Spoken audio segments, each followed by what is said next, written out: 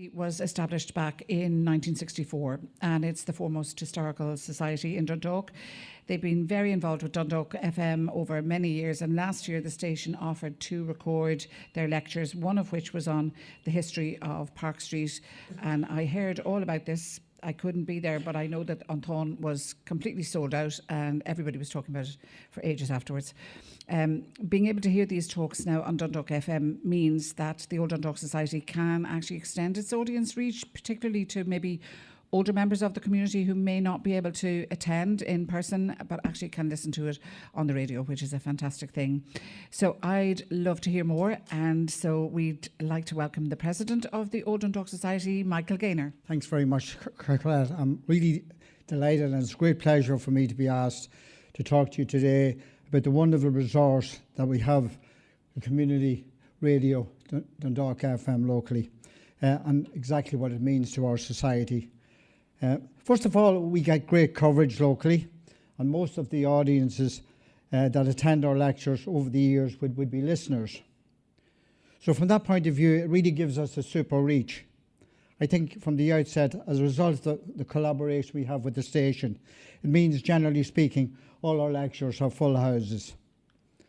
Now, there's certainly a great interest locally in history, and from my knowledge about the station, has been very much to the forefront as well in preserving history. I know they've managed to record numerous oral history interviews with the older generation, and had this not been done, I think a lot of the real local history would have been gone and lost forever. So I'd like to compliment them very much on that, and let's hope this will continue. I'd also like to compliment the radio station on their wonderful foresight and their new initiative to bring younger people now into the studio now and record their oral history. Because if we don't record this history, the next generation will be wondering what we were doing in 2025. So it's a wonderful initiative, and congratulations to the station. Now, when we have an event, we usually send it to the newspapers and post online. But certainly, we would always get a mention on the station as well, which does make a difference. And sometimes we can come in, and if I'm not available, some of our membership or committee will come in and do a session and presentation on the event.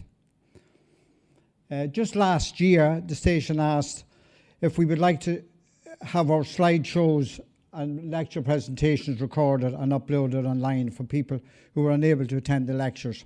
We did this one on the history of Park Street, and the second one on Up the Hill. That was about the townlands of Dowdall Hills. Both these presentations were researched by Frank O'Callaghan, a local historian. They were a huge success. Normally our lectures would have about 90 people attending, and those two lectures were held in the town hall in the Town Arts Centre, and we had over 300 people at each lecture. So for a small historical society, this is absolutely magnificent and wonderful.